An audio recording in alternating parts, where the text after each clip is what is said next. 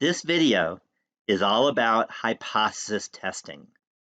What we'll talk about is left, right, and two-tailed tests.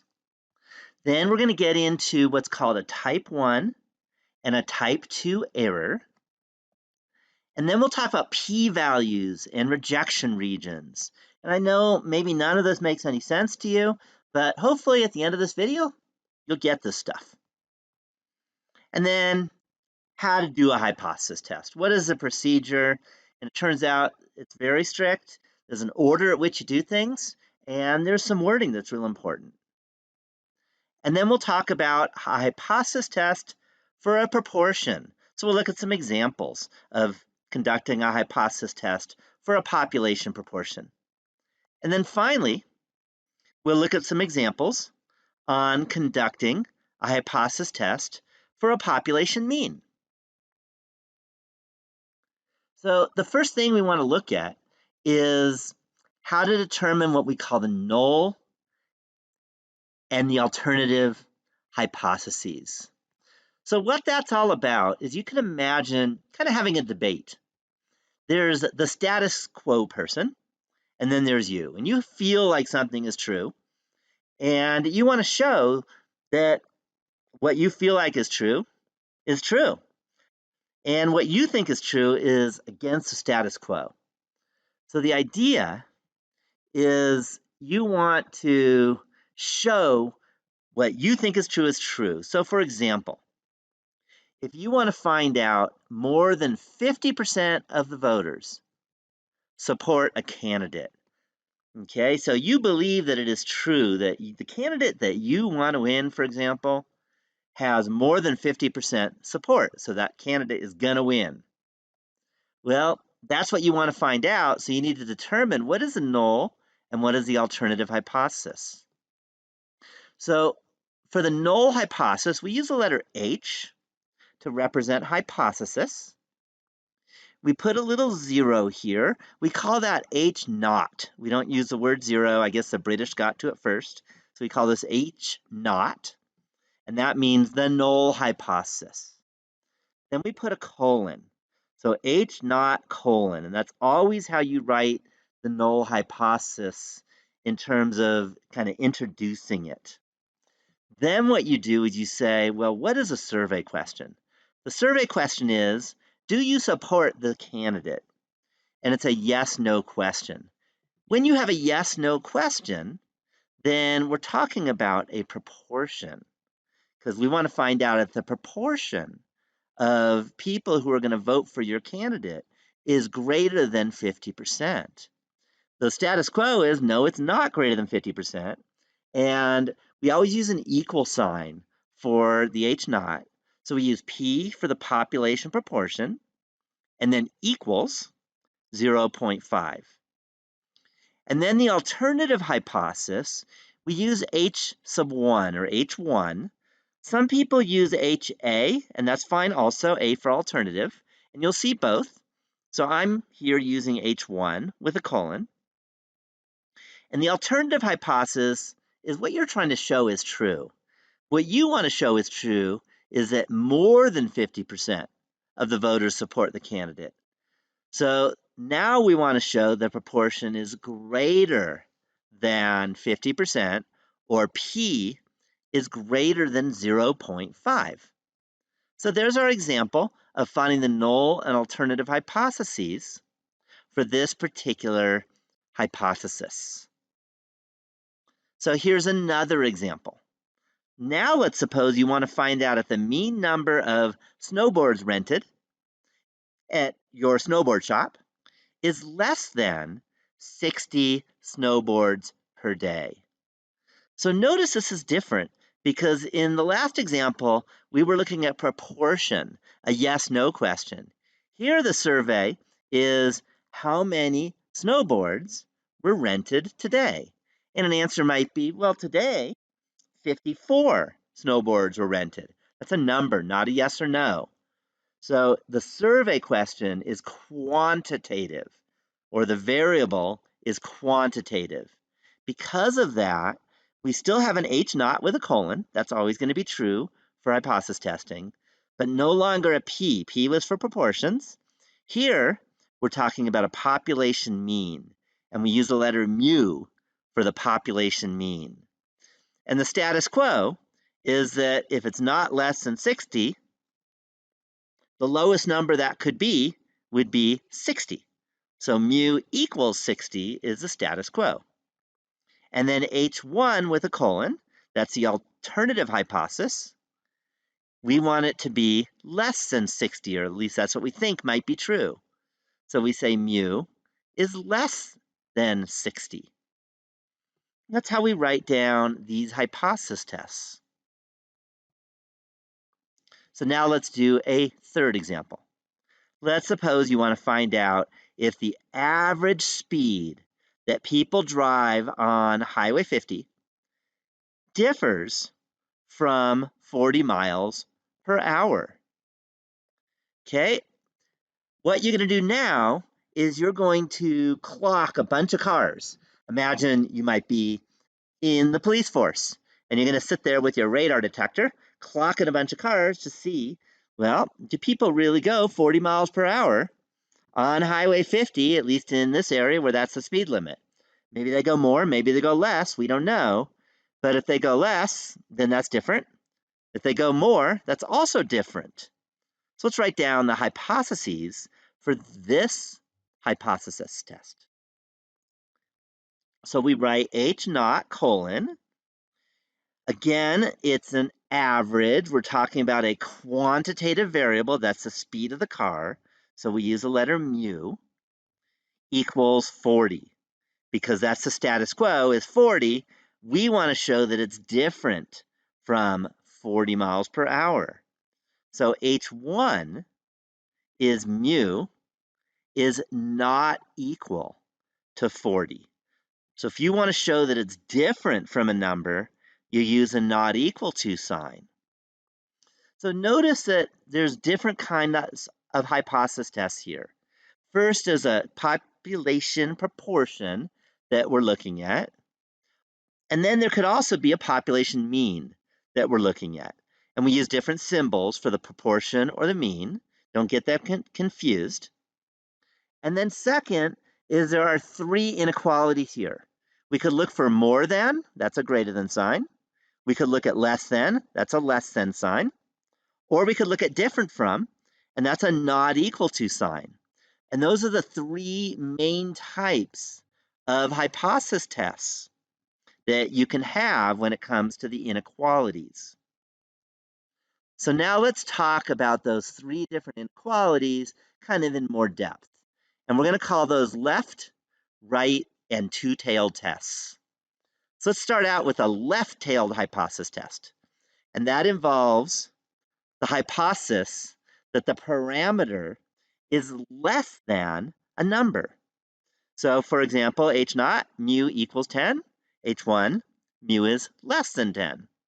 So a less than will be a left-tailed hypothesis. And that's because numbers that are less than a value are to the left of that value. Then, as you might guess, there's a right-tailed hypothesis test. And that involves a hypothesis, okay, that the parameter is greater than a number. So in this case, this example, H naught is that mu equals 10, and H1 is that mu is greater than 10. And that'll be a right-tailed hypothesis, because if you look at the alternative hypothesis, we have mu is greater than 10. Numbers greater than 10 are to the right of 10. Then we have the two-tailed hypothesis. And those involved a hypothesis that the parameter is not equal to a number. So for this example, we have H naught, mu equals 10, and H1, mu not equal to 10. Because if it's not equal to 10, that means it could be to the left of 10, or it could be to the right of 10. So we're going to have the left and the right tailed, or two tails. Next, let's talk about what's called a type 1 and a type 2 error.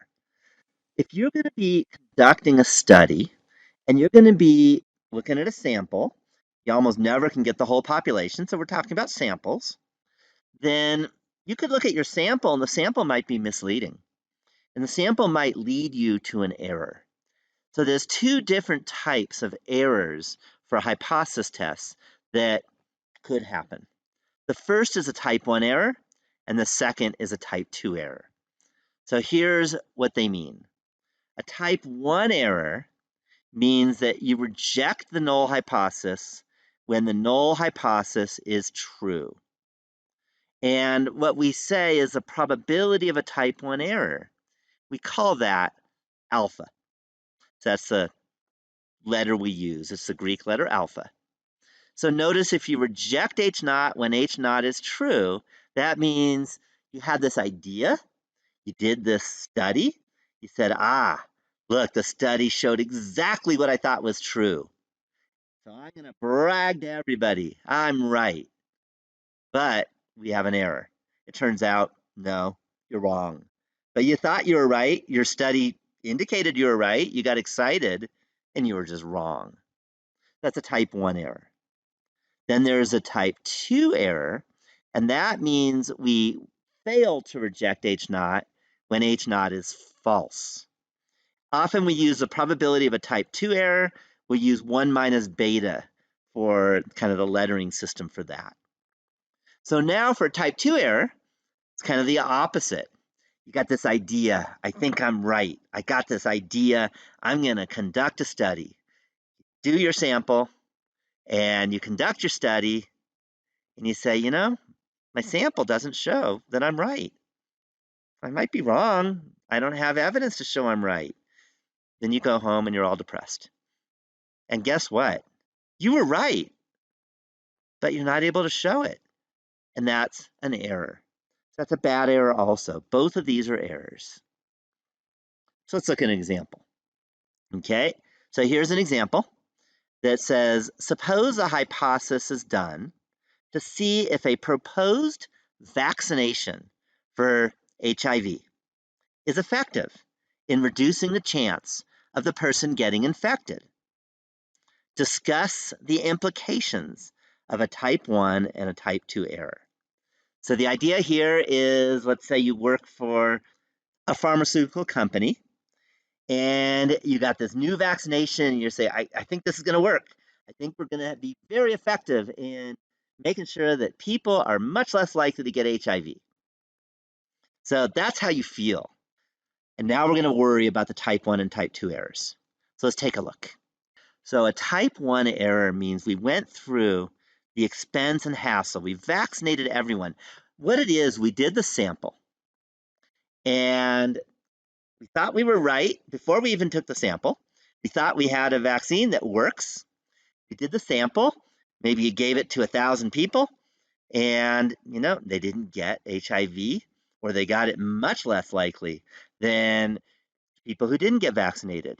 So guess what? You're going to say, I got it. You're going to go to the FDA. They're going to approve your vaccination. But yes, you're excited. Yes, you're able to get everyone vaccinated. But unfortunately, the vaccination doesn't work. And it didn't work. Everyone had to get vaccinated. And it was worthless. People had to spend all that extra time and effort getting vaccinated. There could have been side effects. A lot of money got spent, and it was worthless. Same number of people are getting HIV. That would be a type 1 error because you were able to say, I rejected the null hypothesis, I got my FDA approval, my vaccination is working, and guess what? It doesn't work. Okay, and that's awful. Then there's the type 2 error. The type 2 error is also awful. In a type 2 error, again, you're hopeful, you think your vaccination is going to work, you put it on all these maybe 1,000 different test patients, and you're not able to show that there's a difference, okay, or not a significant difference between people who got vaccinated with your vaccine and people that didn't get vaccinated. You have just as many HIV infections for those 1,000 people that you did. And because of that, the FDA is not going to approve your vaccination. And nobody is going to get vaccinated because you weren't able to show that your vaccination worked. On the other hand, it really does work. And you're not able to get the approval to this working vaccination, so you can't vaccinate anyone. So the vaccination works, and guess what happens? You can't give anyone the vaccination. And many, many more people are going to end up with HIV, and that's awful. So that would be a type 2 error. Both a type 1 error and a type 2 error are bad, but they're bad in different ways. Type 1, you end up spending a lot of money. You waste a lot of people's time, maybe give some people some side effects, and it doesn't work.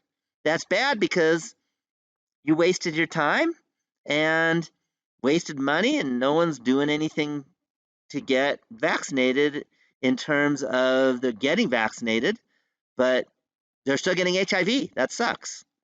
Whereas a type 2, you're going to have all these people that are getting HIV, but they could have been vaccinated and they wouldn't. So they're both awful. So that's a type 1 and a type 2 error example. Is you want to look to see kind of how terrible are they. If they're both really bad, then you should probably have a large sample size. If one is worse than the other, so if a type 1 is going to be worse than a type 2, then what you're going to do is you're going to make it harder to reject the null hypothesis. You're going to have that kind of boundary line, which we're going to be calling the level of significance, which we'll talk about in a little bit. But we'll take that boundary line and make that to be a very difficult to get boundary line, a very small level of significance, which means it's a very small probability of making this work.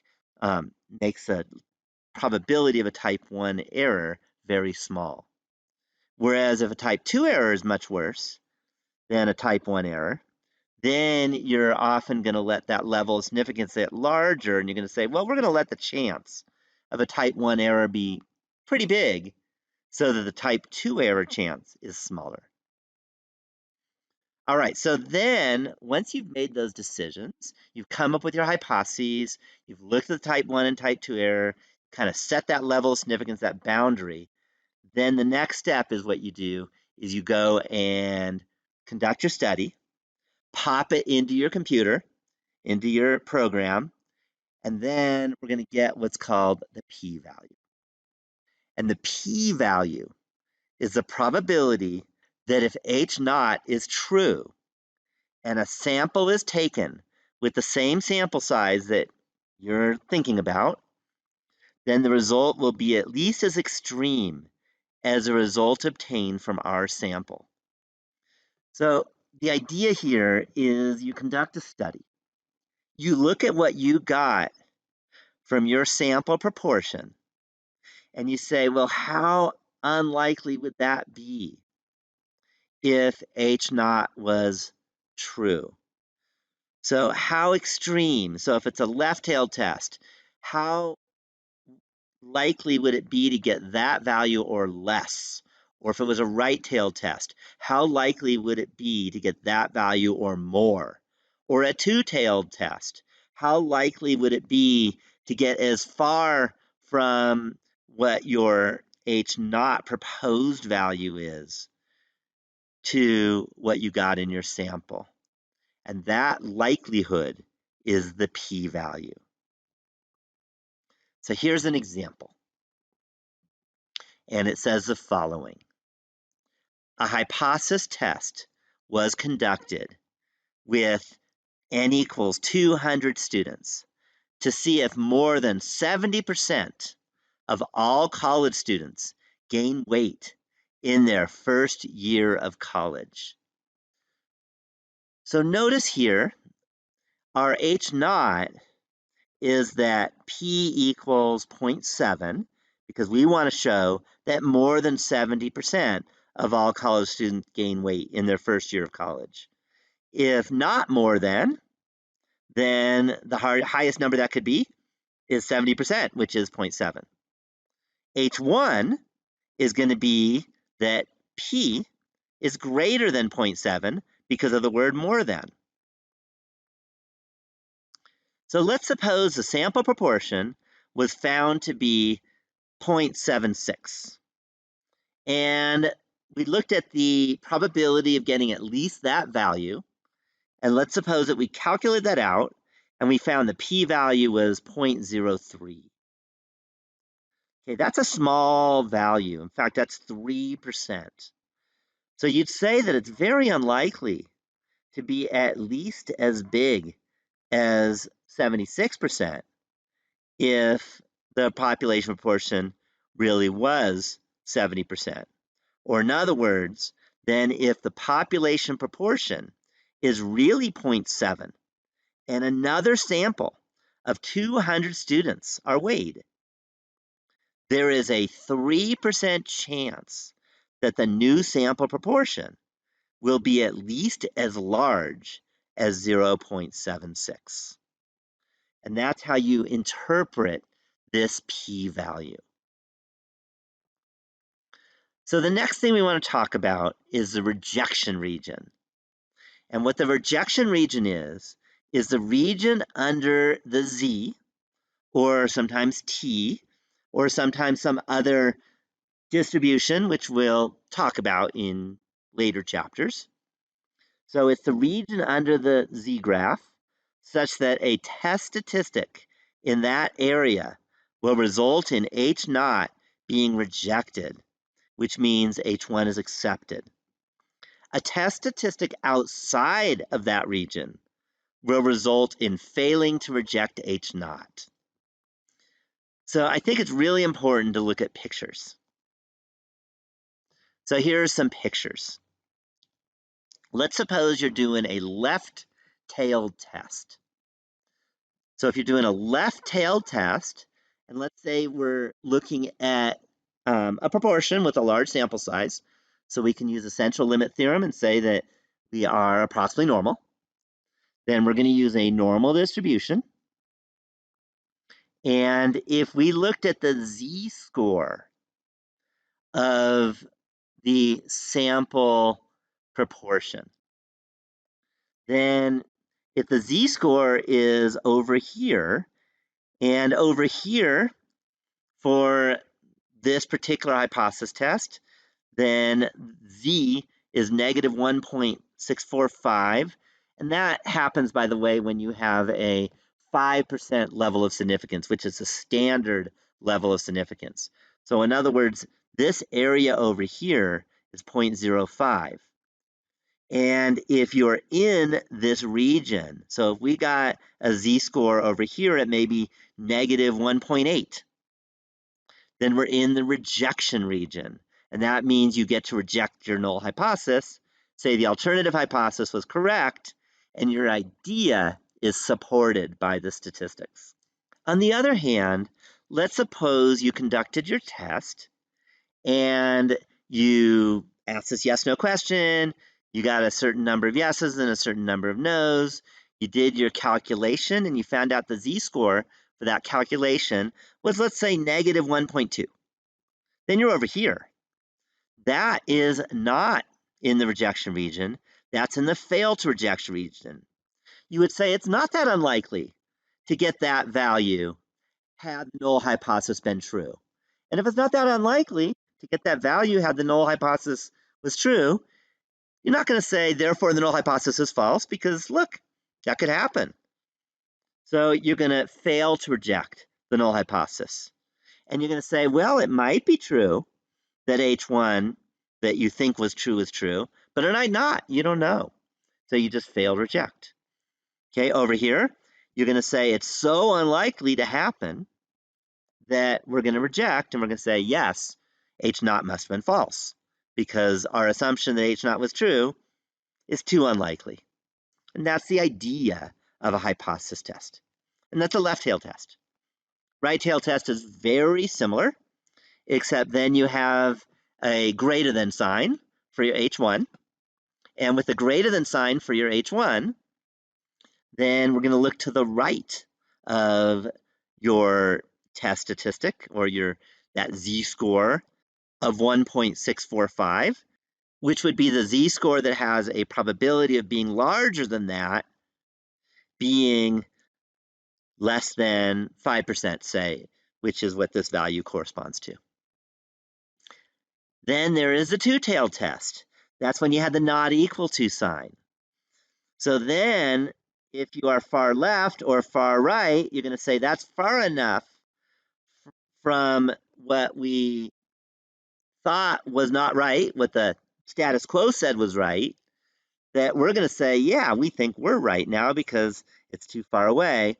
The rejection region is going to be left and right, far away, and the fail to reject region will be near a z-score of 0.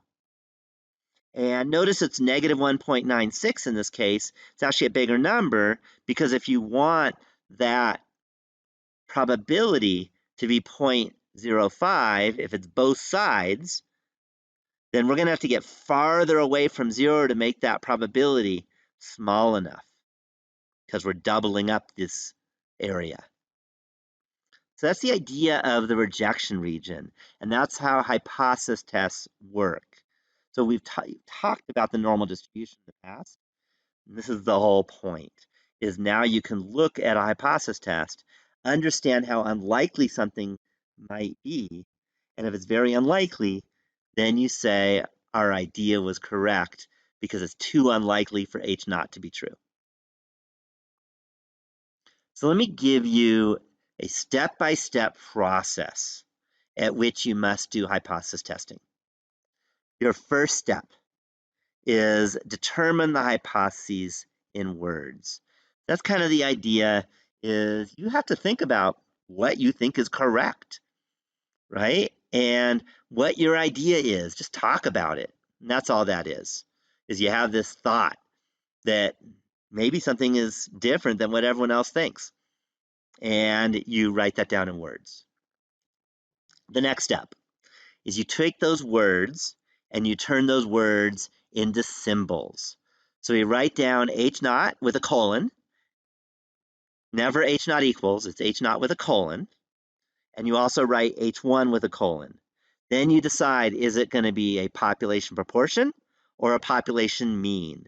And then later on, there could be some other things, but not in this chapter.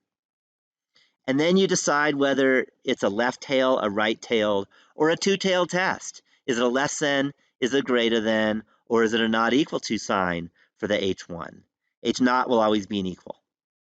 And then the number on the right will be the status quo. So you write down H naught and H1 in symbols. Then what you do is you determine the level of significance. You base the level of significance, as I mentioned earlier, on the severity of a type 1 versus a type 2 error. Okay, and you might also think about how big a sample size you want. So if both errors are horrible, big sample. Okay, on the other hand, if one error is worse than the other, then that'll change your level of significance. And the status quo, like if they're about the same, is 0.05, 5% level of significance. If type 1 is worse, then you're going to use a level of significance that is smaller than 0.05, such as 0.01 or 1% instead of 5%. If the type 2 error is worse, then you're going to use a level of significance that is larger than 0.05, typically 10% or 0.10. Then the next step, once we've decided on the level of significance, is you conduct your survey or you run your experiment. Okay, I don't want to make any light of this particular step. This is just about always the most difficult step of all of them. So sometimes if you have to survey thousands of people, that is going to take an extraordinary amount of effort. You're going to have to hire a team of people to do that for you. Or sometimes you're going to do an experiment that might take years to run. So you better plan these initial steps very well so that you don't mess up on your experiment, spend all that time doing your experiment or survey, and then realize you screwed up. So think deeply about steps 1, 2, and 3 before you conduct your survey or experiment. Okay, then you do your survey or experiment, you collect your data, and then once you collect your data, you pop it into a computer, and the computer will spit out the test statistic and the p-value. Okay, and that is done, again, it's done using the computer. Usually there's some kind of distribution, like a normal distribution or a t-distribution.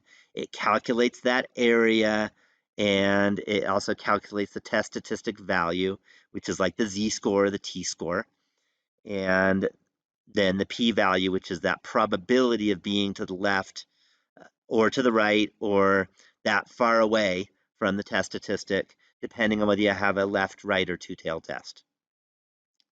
Once you have your test statistic and p-value, then what you do is you can make a conclusion. If the p-value is very small, in particular smaller than the level of significance, then you reject the null hypothesis and accept the alternative hypothesis and say, I'm right. I have statistically significant evidence to conclude that I'm right. On the other hand, if the p-value is large, in particular, larger than the level of significance, then you cry and you say, well, I thought I was right, but I just don't have the evidence. So I can't really make my conclusion. I can't publish my paper. I can't brag about being right. I can't convince everyone that I'm right so that you'll listen to me. You basically give up at that point. Sometimes what you could do is say, well, I wasn't able to show I was right. I still feel I'm right. Maybe my sample size was too small. So then you might like tenfold your sample size. You can't keep using the same sample size, because if you keep using the same sample size, then if you had, let's say, a 5% chance of a type 1 error and you were wrong in the first place and you kept doing it 100 times, you're eventually going to show you're right, except you weren't, because there's going to be a type 1 error. So if you need to reconduct your study, you need to make sure your sample size is much larger so that you can be pretty much positive that if you're right, you're right. Or if you're wrong, you'll find out that you're pretty much positive that didn't happen. So that's just a couple notes about what happens if you found out you weren't right. So you make your conclusion. And the conclusion tends to start out with either there is statistically significant evidence, that means you're right, means p was small, or there is statistically insignificant evidence. Those are some of the words that kind of come with hypothesis testing. So let's talk about a hypothesis test for a proportion. So we're going to give this as the example, and we're going to see what are the steps for a proportion. So the first is you're going to state H naught, you're going to state H1, and that'll be involving the letter P for a population proportion. Okay, H naught is going to be P equals some number between 0 and 1 because it's a proportion. H1 will be either P is less than, P is greater than, or P is not equal to that number. Then you're going to find the test statistic. That's the z-score in this case because we're talking about proportions, and you got to make sure your sample's large enough so you can use a central limit theorem and then really say we have a normal distribution. And if you have that, the z-score is going to be the observed value or your sample proportion minus the population proportion that H naught is saying is true. It's what you're trying to say show is false. So that's P, because the central limit theorem says that mu sub p hat equals P. And it also says that sigma sub p hat equals the square root of PQ over N. So the Z is your value from the sample minus the mean divided by the standard deviation. P hat minus P over the square root of PQ over N. And that'll be the test statistic. Then you get the p-value, and that's just the probability of being either to the left of that z, to the right of that z, or farther away from 0 than that z is, left and right combined. And that's going to be the p-value. If the p-value is less than the level of significance, then we reject H naught and accept H1, and state the conclusion by saying there is statistically significant evidence to conclude that we're right. But you got to say that we're right. And what we're right means is that the population proportion of all different people or things that you're looking at is whatever you thought it was, is whatever H1 says. On the other hand, if the p-value is greater than the level of significance, then we fail to reject H naught. And we make no conclusion. There is no evidence. And the way you say that is that there is statistically insignificant evidence to conclude that the population proportion is, and then whatever you thought it might have been. So that's how you do a hypothesis test for a proportion. Typically, we use a computer to do all the calculations. So here's an example. And the example is the following. A candidate for the upcoming election has done a survey of registered voters to see if she will win. And winning means that she'll receive more than 50% of the votes. Of the 300 registered voters surveyed, 170 of them indicated that they would vote for this candidate. What can be concluded at the 0.05 level of significance? And just a note, this may seem like, yeah, some people could do it. Believe it or not, I don't know how well you know me, is I did this. And it wasn't a she, it was a he, that's me. When I ran for my second term of office, and I wanted to find out, was I going to win? And I conducted a study, and I was able to find out that yes, I had very strong evidence to show that I was going to win the election to get reelected to office when I ran for election. And guess what? I turned out to be right, and I did do a second term. I decided not to run a third term just because I feel like term limits are good. But personally, I have done this, and I've used statistics to come up with whether or not I was going to win. And because I found out I was very, very, very confident about winning, I didn't need to spend a lot of money on my campaign. So that's how you use these kind of things. So I figure this isn't just hypothetical. I personally use this. So for this example, though, I made up some numbers, and we had 300 registered voters. 170 of them indicated they would vote for the candidate. So let's take a look with this example about the important things that we have to do for the hypothesis. So in particular, to win, you need 50% of the votes. So H naught means I didn't win. Well, the highest number of votes, or she didn't win, the highest number of votes she could get and still not win is 50%. Because you need a majority, and majority is over 50%. So P, because remember the survey is, are you going to vote for this candidate? Yes or no?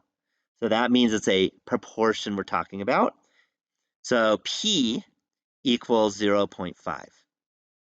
H1, to win, you got to get more than 50%. So H1 is that P is greater than, more is greater than 0.5. We're using a level of significance of 0.05 or 5%, which is standard in political science, by the way. 5% is what almost everyone uses for political science kind of stuff. So there's our H naught, and there's our H1. The next thing you probably want to do is look at NP and NQ. So 300 was the sample size. 50% of 300, or 0.5 times 300, is 150. And 150 is definitely greater than 5. Also, NQ, Q is 1 minus P. 1 minus 0.5 is also 0.5, coincidentally. So 300 times 0.5 is also 150. And that's also obviously greater than 5. So that means we can actually run this study, run this hypothesis test, and use the normal distribution to do all the calculations. So let's do the calculations using our calculator. Notice again, our H naught is 0.5, our sample size was 300, and our number of yes answers was 170. So let's go to a calculator. Here's the calculator, and I'm going to scroll down a bit, and I'm going to choose a hypothesis test for proportion, because we're talking about proportions and we're doing a hypothesis test. Our n was a sample size, that was 300. Our x, that was 170. The number of yeses was 170. And the p naught corresponds to the proportion that happens in H naught. That's why you put a naught there. And that is what p is equal to in H naught, and that was 0.5.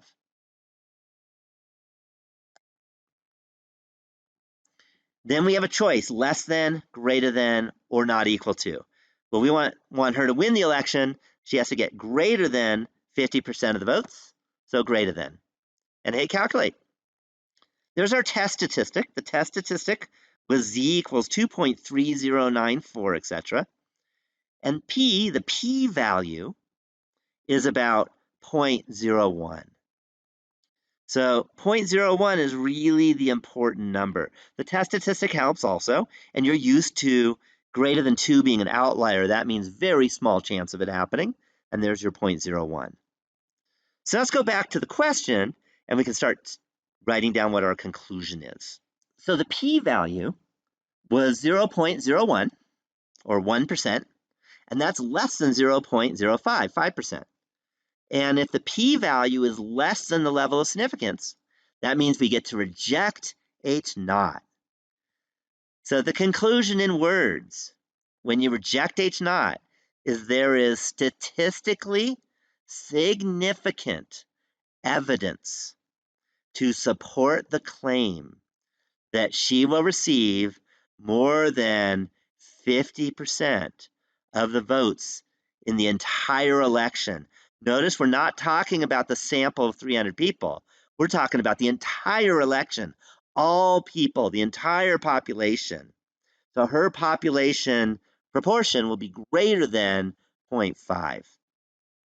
And there's our conclusion, is that we have statistically significant evidence. That's really important, those words. All right, so that means we get to brag. Yeah, we got it. What we thought was right was right. Okay, at least we have statistically significant evidence to say it's right. All right, not only that, it's a good idea to start understanding what this p-value means. P stands for probability, and we have a probability of 0.01 or 1%. So what the p-value means is that if the null hypothesis is true, which means if 50% will vote for the candidate, p equals 0.5. And if another randomly selected 300 voters, because that was our sample size, are surveyed, then there would be a 1% chance, 1%, that's the p-value, that at least 170 of them, that's the number that we got in our particular study, and at least because H naught has a greater than. So at least 170 of them will vote for the candidate. So that's how you interpret the p-value. Now let's interpret the level of significance. It's very similar. It's the probability of a type 1 error. And what that says is that if H naught is true, so if 50% will vote for the candidate, and if you run another study with the same sample size, and if another randomly selected 300 voters are surveyed, then there will be a 5% chance. Our level of significance was 0.05 or 5%. So there'll be a 5% chance that the new survey would lead us to the false conclusion. Okay, now we're talking about a type 1 error. So type 1 errors mean false conclusion, that the candidate will receive more than, because greater than, 50% of the votes. So that's how you interpret the level of significance. If the null hypothesis is true and you conducted another study with the same sample size, then the level of significance is the probability or the chance that the new study would lead us to the false conclusion of H1. All right, let's look at another example. So 12% of Tahoe residents were born in Tahoe. A researcher wants to see if the proportion at Lake Tahoe Community College is different. She surveys 400 LTCC students and finds that 45 of them were born in Tahoe. What can be concluded at the 0.05 level of significance? Okay, notice a couple things. Notice this word different. When you have the word different, our alternative hypothesis will have a not equal to sign instead of a less than or a greater than, because different is the same as not equal to. So that's a main thing to note. Notice again we have proportion. So that means in the null and alternative hypotheses, you can have a P for proportion. So now we can write down our hypotheses. H naught will be P equals 0.12 because what the general Lake Tahoe population has is 12% born in Tahoe, or 0.12 for its population proportion. We want to say, well, is the population proportion of Lake Tahoe Community College students who are born in Tahoe 12%? Maybe it's different. So H1, the alternative hypothesis, is that the population proportion differs from 0.12 or is not equal to 0.12. And let's use a level of significance of 5%.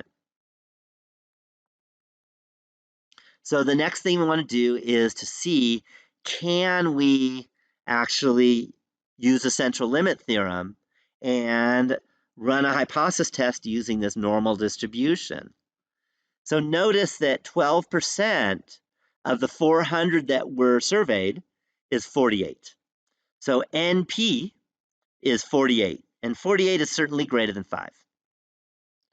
Okay, 400 minus 48, that's the total number who we would expect to not be born in Tahoe. That's NQ is 352. And that's much greater than 5. So the good news is, yes, we can actually do this. If you don't have greater than 5, then you say this was worthless. Don't even run a hypothesis. Maybe get a bigger sample. Okay, so always check that you're greater than 5 when you're talking proportions for NP and NQ. So now that we have that, we can actually run a hypothesis test to see if we get to reject the null hypothesis, or do we fail to reject the null hypothesis. So let's go to our calculator. So here's the calculator again, and in this case, n was equal to 400. So I type in 400. Our x, the number of people who were born in Lake Tahoe from those 400, was 45. So 45. Our p naught, that was the 12%, 0.12. Our test was a two-tailed test. We wanted to see if it differed from 12%. So I click on not equal to. And I hit calculate. And there we have it. Our test statistic is negative 0.46. Not that far from zero, notice. Our p-value is about 0.64, etc. That's actually a really high p-value. Okay, if you conduct a study and there's a 64% chance that if H naught was true that you'd get as extreme as what you got, you'd say, well, that's not unlikely. That's really important to note. So now let's go back to the question and write down our conclusions. So again, the p-value was 0.64. That is much bigger than 0.05. So when you're bigger than the level of significance, when the p-value is bigger than the level of significance, we fail to reject the null hypothesis. Okay, notice it's really bigger. So you're not going to say, well, I was close. Maybe my sample size was just too small. If you're much bigger, it's time to just give up. Okay, it's not worth your time to increase the sample size. That'll probably raise your p-value even higher. On the other hand, if our p-value is, say, 0.06, you'd say I was close, I didn't quite make it. Maybe my sample size was too small. Maybe a bigger sample size would have shown I was right. And that's what you would try to do to make a very big sample size instead of 400, maybe 4,000. Okay, but our p-value is huge. We fail to reject. It's time to just give up. And the way we give up is we say there is insufficient evidence to support the claim that the population proportion of all LTCC students who were born in Tahoe differs from 0.12. So notice keywords, population proportion. We're not talking about a sample. Our claim is about the population proportion. Insufficient. Okay? That's the same thing as statistically insignificant. Sometimes you'll use insufficient instead. So just a note, there's different words people use. So typically insufficient or statistically insignificant. Similarly, if you reject the null hypothesis, you typically use sufficient or statistically significant. All right, let's talk about means now.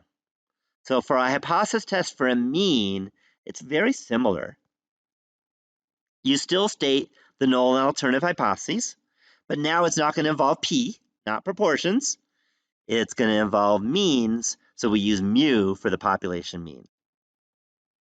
Then you determine your level of significance. Same idea, you look at the type 1, type 2 errors, see which is worse, if they're about the same, or if it's just kind of a standard thing, then you use a 0.05 level of significance. If type 1 is much worse, then use a 0.01. If type 2 is much worse, you probably want to jump up to a 10% or 0.1 level of significance. Then you get your p-value. And again, what that means is you conduct your study, you survey a bunch of people or run your test and collect your data, pop your data into the computer. The computer will give you the p-value. Okay, it'll also give you the test statistic. If p is less than the level of significance, same idea. You reject H0, accept H1, and state the conclusion. There is sufficient evidence or statistically significant evidence to conclude that H1 is true. If p is greater than alpha, then you fail to reject H0 and you make no conclusion. There is no statistically significant evidence or statistically insignificant evidence or insufficient evidence. You just find fancy ways of saying that you don't really know anything. Okay, that's what happens when p is greater than alpha. So here's an example. A study was done to see if the average college student receives less than the recommended 8 hours of sleep per night. The 45 students who were surveyed averaged 7.4 hours of sleep and had a standard deviation of 2.1 hours. What can be concluded at the 5% level of significance? So alpha is 0.05. So very similar to what you do with proportions, but now we have means. So what we do is we state our hypotheses. H0 is that the population mean amount of sleep that students get really is 8 hours. Okay, nothing to worry about. They're getting the right amount of sleep. H1, again, we thought they don't get enough sleep. So the population mean, or mu, is less than 8 hours. Our level of significance was 0.05. Okay, in this case, we're talking about means.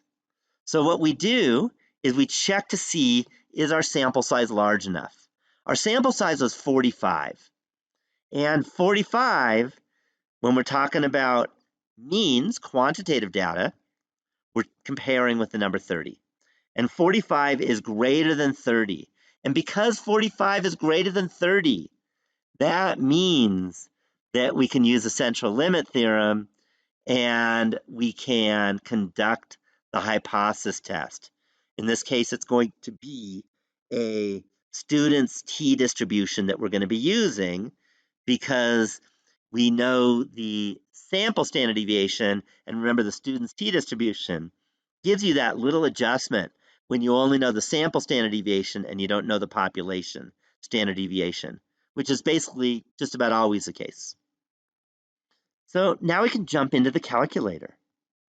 So here's the calculator again. We do not want a hypothesis test for a population proportion calculator. We're not talking about proportions. So I'm going to go back to the calculator menu. I'm going to scroll down. Now I want a hypothesis test for a mean. I have statistics. I don't have data. Okay, I have the sample mean and the sample standard deviation. So I click on hypothesis test for a mean with statistics. It asks, is sigma unknown or is sigma known? We do not know the population standard deviation, so leave sigma unknown checked. Our S, our sample standard deviation, was 2.1. Our X bar, that was the sample mean, was 7.4. Our N, the sample size, was 45. Our mu naught, that is the population mean that occurs in H naught. And H naught was that mu was equal to 8 hours of sleep. We're trying to show that they're getting less than 8 hours of sleep. So I click less than. And then I hit calculate. And there we have it. Our test statistic is negative 1.91, etc. Okay, and our p-value is 0.03 approximately. So let's go back and interpret all of this and state our conclusion. So we had a p-value of 0.03, 3%. 3% is less than the 5% or 0.05 level of significance. When the p-value is less than the level of significance, you reject H naught. No different than proportions in terms of deciding to reject or fail to reject. So now it's time to state the conclusion. And here it is. There is statistically significant evidence because the p-value is small. Significant. I like to think about, imagine going to a restaurant and you order a main dish, and with the main dish is a side dish of peas. Okay? If you have really big peas, you go, ugh, I don't want giant peas. That's awful. That doesn't work for me. Okay. On the other hand, if you get little tiny peas, you're happy. That means you get to reject the null hypothesis and say you were right. So that's just a little, mnemonic to remember.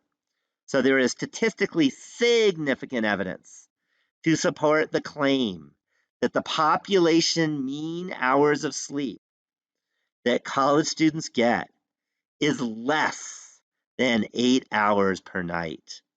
Notice again, population mean. Okay, we're talking about a conclusion about the entire population of college students, not the sample of college students that we took, but all college students. And that's very, very important to use those words, population mean. All right, now let's interpret the p-value.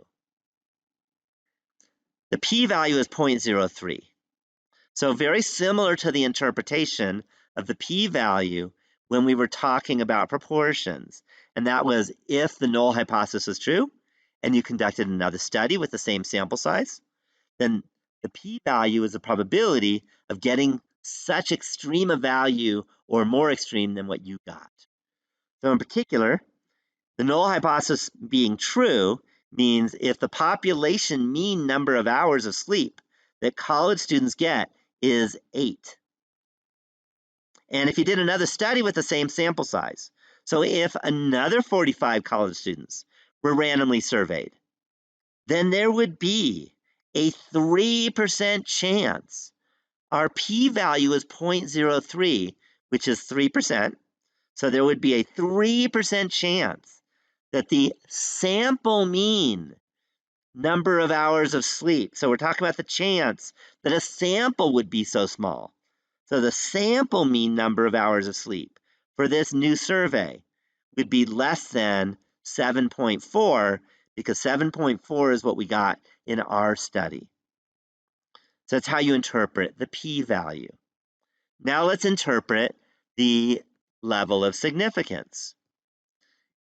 Starts very similarly if H naught is true, or if the population mean number of hours of sleep that college students get is 8, and if you did another study of the same sample size, and if another 45 college students were randomly surveyed, then there would be a 5% chance, because our level of significance is 5%. So it's a 5% chance that we're going to end up falsely concluding that the alternative hypothesis is correct. Or there's a 5% chance that this new survey would lead us to falsely conclude that the population mean number of hours per sleep for college students is less than 8 hours per night. So mu is less than 8. And that is how you interpret the level of significance. So now let's do another example, the final example of this presentation. And that is the average fuel efficiency for U.S. passenger cars is 25 miles per gallon. I actually checked that today, and that's what Google told me, is that for at least this year, the average fuel efficiency for passenger cars is 25 miles per gallon. That could change in 10 years, so who knows when you're watching this video. A study was done to see if the average fuel efficiency for cars in Tahoe is different. The results of the study were, and I listed the results of this study.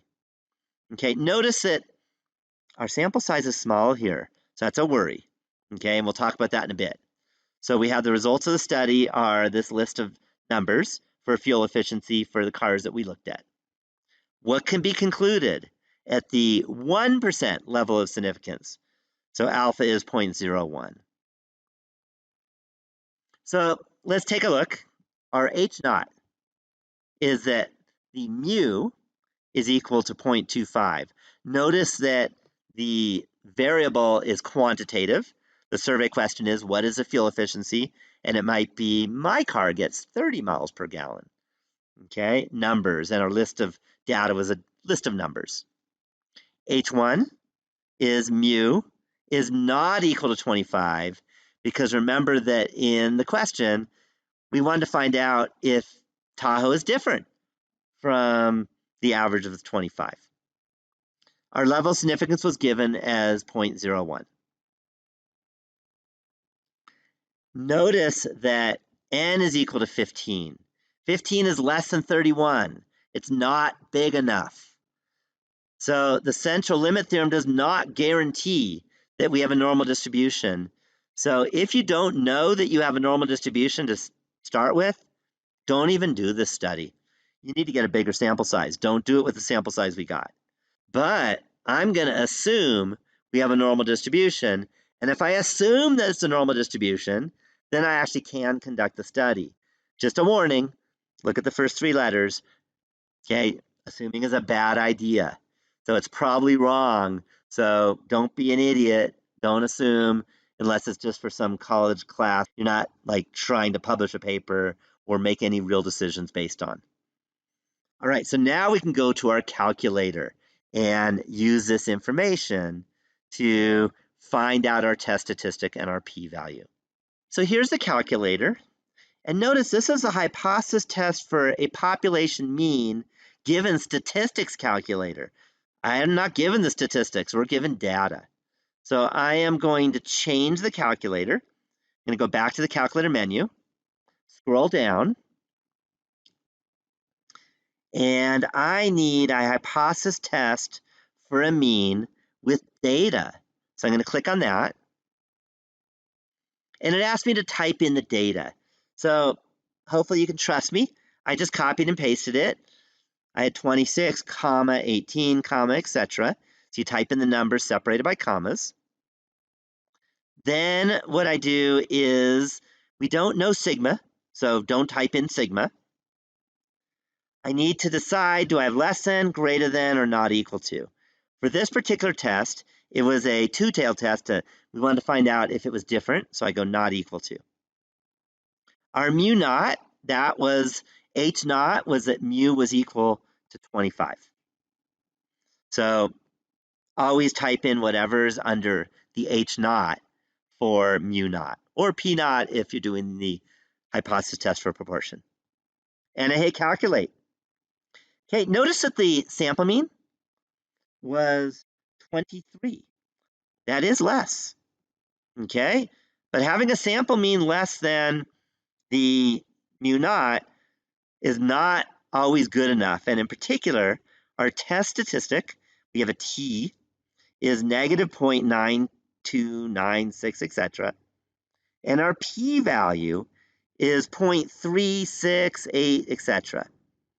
So just because we did get something smaller than 25 does not mean we can make the conclusion that the population mean is less than 25. Notice it's not that much less than 25, and our p-value is big. So let's go back to the question and state our conclusion.